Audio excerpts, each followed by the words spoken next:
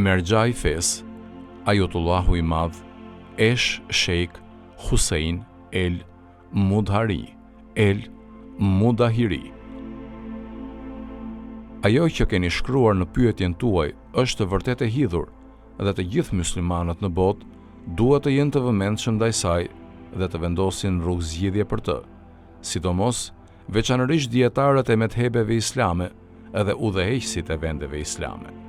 Kolonializmi global dhe armiqtë e islamit po zgjerojnë pushtetin e tyre ditë për ditë dhe po forcohen më shumë. Kjo po ndodh për shkak të ndezjes së mosmarrveshjeve në rreshtat e muslimanëve, veçanërisht mospajtimet ideologjike.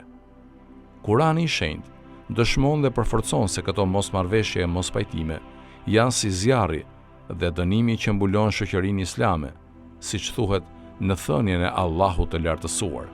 Thuaj, a ka fuqi t'ju ndëshkoj prej së larti ose nga poshtë këmbëve tuaja, ose t'ju përçaj në grupe e të vuani nga duart e njëri tjetrit? Shih si u shpjegojmë shpalljet që ata të mund të kuptojnë. Ai përforcon se nëse kolonizuesit dhe armiqtë e humanizmit do të sundojnë mbi njerëzimin, do të ndodhë përhapja e mosmarrveshjeve.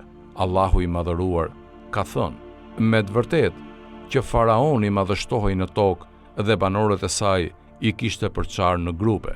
Shërimi dhe rrugëzgjidhja e kësaj është vetëm të vepruarit sipas urdhrave të Kuranit të Shenjtë, i cili thotë: "E jani të bijem në një fjalë të përbashkët mes nesh dhe jush."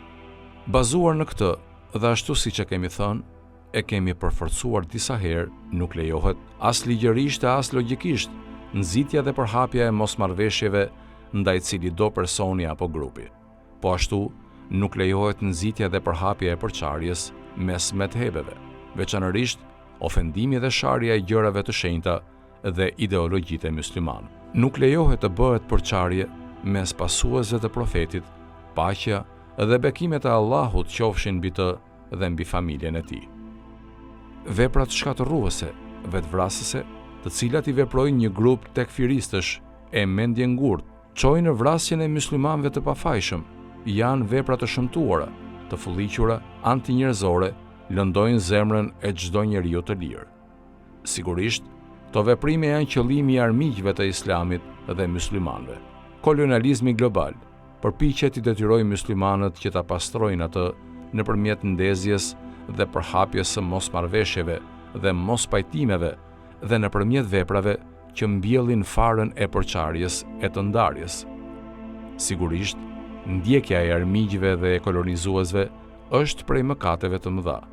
E lutim Allahun e madhëruar që t'i ruajë muslimanët nga e keqja e mosmarrveshjeve dhe e përçarjes. E lutim atë që t'i mbarësojë të gjithë për të punuar për bashkimin dhe forcimin e rreshtave të muslimanëve.